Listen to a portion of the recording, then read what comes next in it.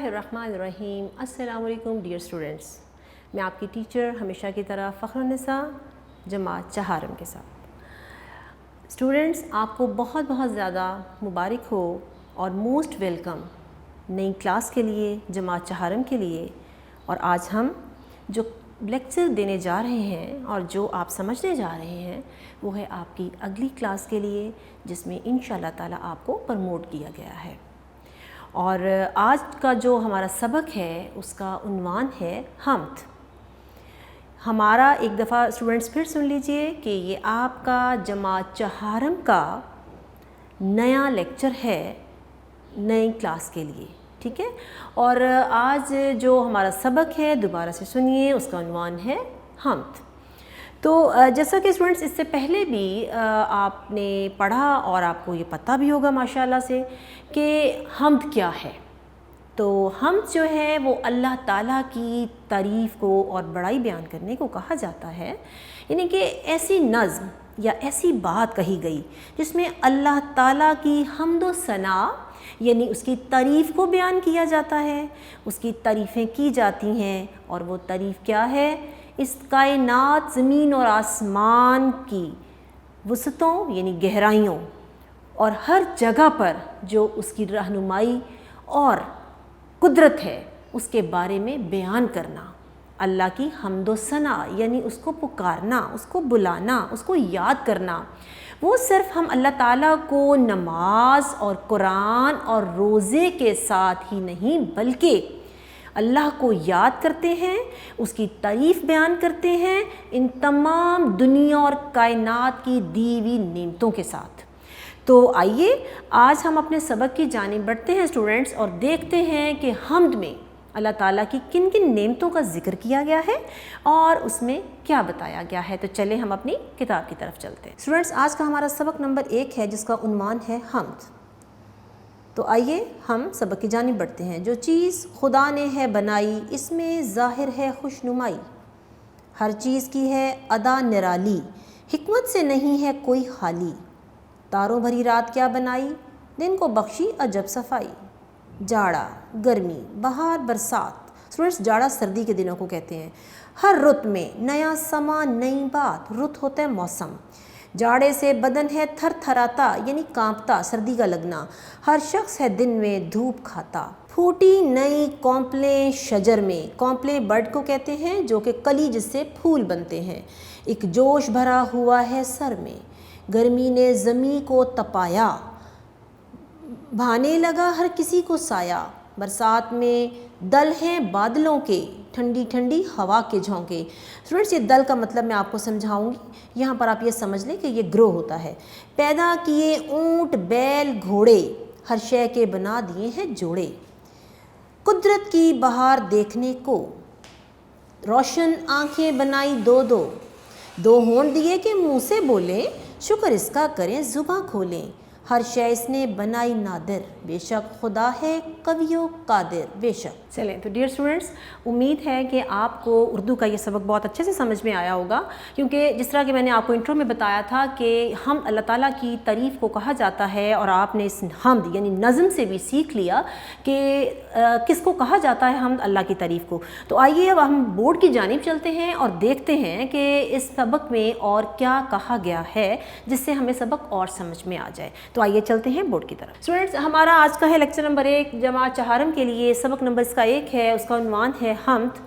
तो यहाँ पर सवाल नंबर 1 है, अल्फाज के मायने लिखें जो कि हमेशा की तरह पिछली क्लासेस की तरह आपके सबक और किताब में दिए जाते हैं।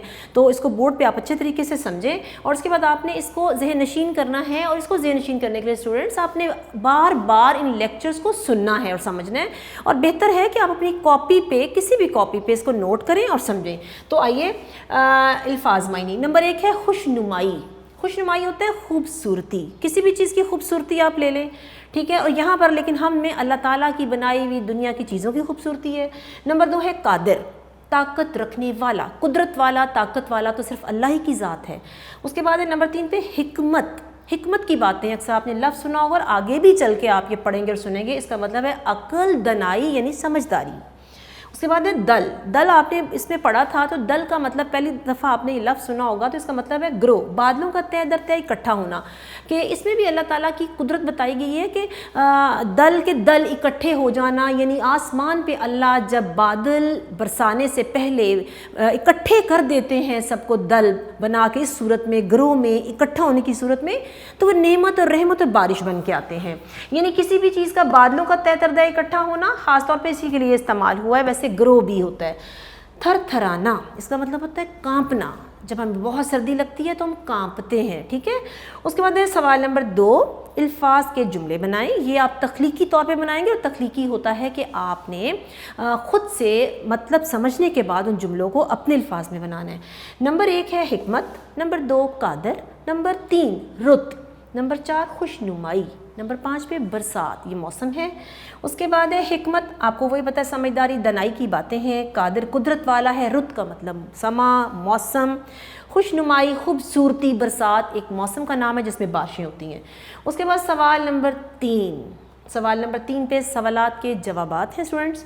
तो यहाँ पे मैंने सवालात लिख दिए हैं, इसके जवाबात में आपको जो है, आप वैसे अगर तहलीकी तौर पर इसको करना चाहें तो आप ख़ुद भी लिख सकते हैं माशाल्लाह से। अब आप बड़ी क्लास में आ गए हैं, अगर आप इन चीज़ों को ख़ुद लिखेंगे तो ज़्यादा अच्छे तरीके से लिख सकते हैं, लेकिन मैं इनके जवाबात आपको भी बाद में बताती हूँ। यहाँ हम सवाल पढ़ते हैं। सवाल नंबर 1 है हर शय के बना दिए हैं जोड़े से क्या मुराद है, ठीक है जी। सवाल नंबर 2, इस नज़म में जिन मौसमों का ज़िक्र हुआ है इनके नाम लिखें। हिकमत से नहीं है कोई हाली से क्या मुराद है। सवाल नंबर 4 यहाँ दिया गया है, अल्लाह ताला का शुक्र किस तरह अदा किया जा सकता है, 2 बातें बताएं। तो सवाल नंबर 5 में है दूसरे और तीसरे शेर की नसर बताएं।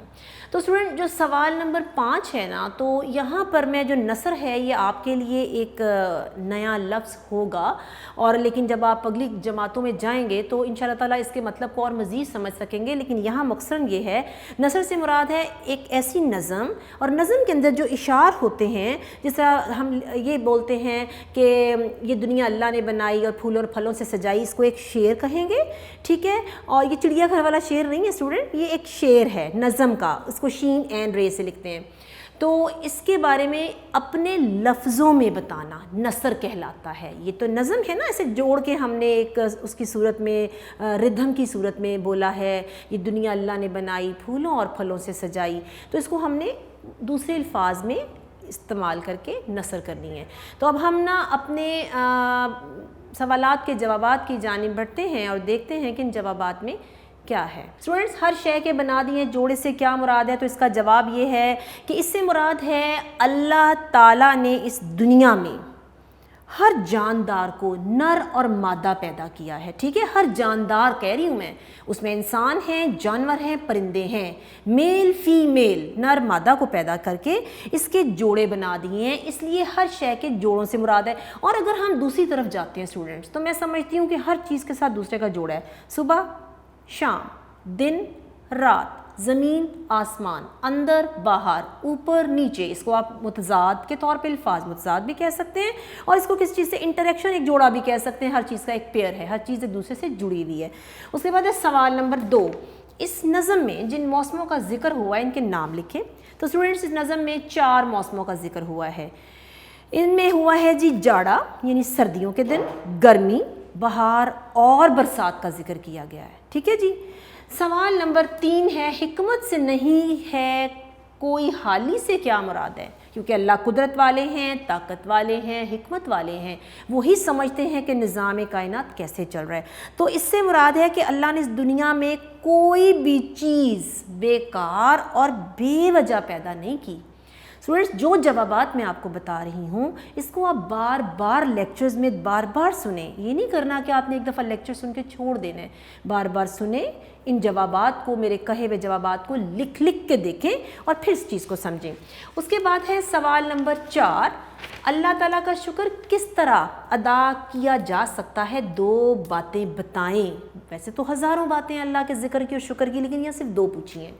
تو دوسرے اور تیسرے شعر کی جو آپ نے بتانا ہے، جی 2 باتیں بتانی ہیں. چوتھا ہے اس میں نمبر 1 ہے اللہ تعالیٰ کی عطا کی ہوئی نعمتوں کے لیے اس کا شکر ادا کرنا چاہیے. ایک تو بات یہ ہے.